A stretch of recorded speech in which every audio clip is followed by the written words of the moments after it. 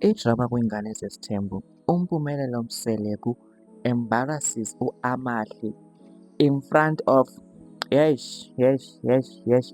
Can you imagine who does that, guys? Like, so during the negotiations, Mpumelelo was fined 7k for being late, and then he was also told to pay inkomo kama, which is like 1k for inkomo kama, since Ogeli was a virgin. I mean, Amahle, excuse me.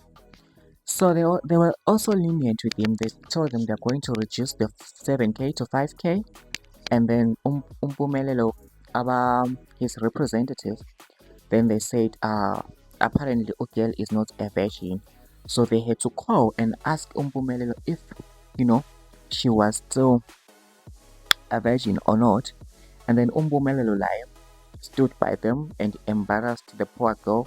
What? No, she's not a virgin, and he also denied and said he is not the one that deflowered her. Yo, can you imagine, like, embarrassment engaka? I mean, uyaloku ubhadala nje le nkomo le yokugcina le kama wathi inkomo yani le, because she was not a virgin. And then people are like, boy, how do you know she was not a virgin? Khanya-ke la weseke walala layo.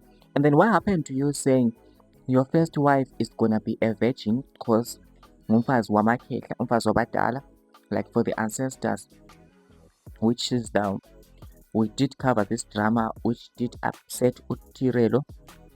So you guys tell me what you think in the comment section down below. And the Twitter was clowning the girl, saying this is what happens.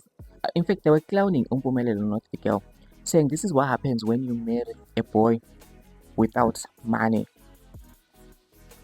So you guys tell me what you think in the comment section down below. See you on the next video.